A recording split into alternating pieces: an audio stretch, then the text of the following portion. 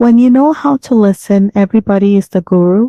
There comes a quiet turning point on the spiritual path when the seeker begins to realize that wisdom is not hidden in mountaintop monasteries, sacred books alone, or the voices of revered teachers. Instead, wisdom is everywhere, in the laughter of a child, in the silence of the early morning, in the frustration of a difficult relationship, in the rise and fall of every breath. At this point, spirituality ceases to be something that is pursued outwardly and becomes something that is received inwardly. This is the moment when the truth of the statement reveals itself. When you know how to listen, everybody is the guru. Listening, in the spiritual sense, is not merely hearing sounds. It is not the passive act of allowing words to enter the ears. True listening is an act of presence. It is a surrender of the restless mind. It is the quieting of judgment. It is the suspension of the constant internal commentary that filters reality through layers of conditioning, memory, belief, fear, and expectation. Most of the time we do not listen. We wait to respond. We compare what we hear with what we already believe. We interpret conversations through the lens of our ego, asking silently, do I agree?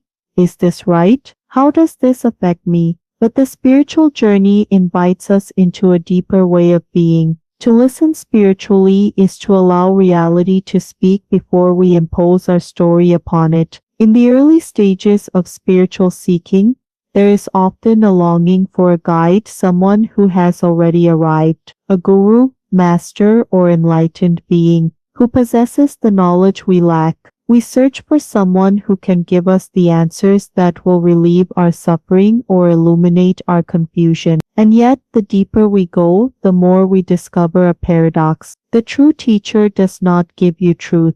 They remove what prevents you from seeing it. Spiritual masters across traditions have pointed to this again and again. Truth is not something new to be acquired.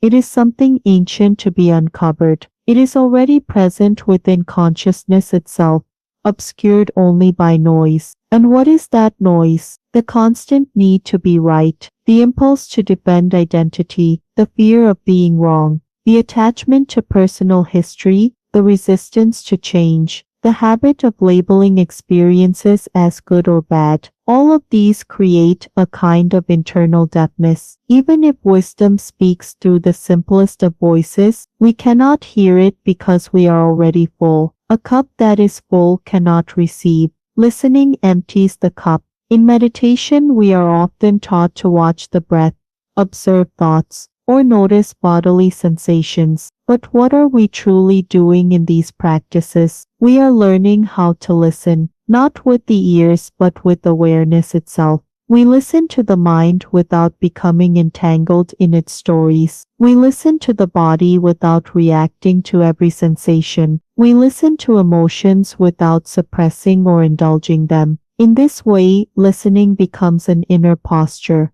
an attitude of openness toward whatever arises in the present moment. Eventually, this listening expands beyond the meditation cushion. It begins to inform the way we walk, speak, and interact with the world. Conversations become less about persuasion and more about presence. Silence becomes less uncomfortable and more revealing. We begin to notice things that were always there. The insecurity hidden beneath someone's anger, the longing behind someone's ambition, the fear beneath someone's control, the love behind someone's criticism. When we listen deeply, we see beyond behavior into being, and in seeing we learn. From a spiritual perspective, life is not random, it is reflective. Each person we meet mirrors something within us. The one who irritates us reflects our impatience. The one we envy reflects our suppressed desire. The one we admire reflects our potential. The one we fear reflects our vulnerability. The one we love reflects our openness. But these reflections can only be recognized if we are willing to listen, not just to what others say, but to what arises within ourselves in response to them. Someone may speak harshly to us. On the surface, their words are the lesson. But if we listen inwardly, we may discover something deeper. Why did those words hurt? What belief did they threaten? What expectation did they violate? Now the encounter becomes a teacher, not because the other person intended to teach us, but because we were available to learn. In this way, even conflict becomes a classroom. Spiritual listening dissolves the hierarchy between teacher and student. It reveals that wisdom is not confined to those who wear robes or speak eloquently about enlightenment. The impatient driver who cuts you off in traffic may teach you about your attachment to control. The crying child in a supermarket may teach you about compassion. The elderly stranger who smiles at you on the street may teach you about kindness without expectation. The coworker who challenges your ideas may teach you about humility. The friend who betrays your trust may teach you about forgiveness. None of these individuals may consider themselves spiritual teachers. In fact, they may be unaware of the role they play in your growth. But when you listen, truly listen, their presence becomes instructive. They become the guru in disguise. Listening does not end with human interaction. The natural world is continuously speaking, offering insights into the rhythms of existence. The changing seasons remind us that all things are temporary. The rising sun teaches renewal. The falling leaves teach surrender. The flowing river teaches adaptability. The silent night sky teaches vastness. The storm teaches resilience. Nature does not speak in words, yet its teachings are unmistakable to those who are attentive. A tree does not resist the winter. It lets go of its leaves and trusts in spring. A river does not cling to its shape. It moves around obstacles without complaint. When we listen to nature, we are reminded of a way of being that is less burdened by resistance.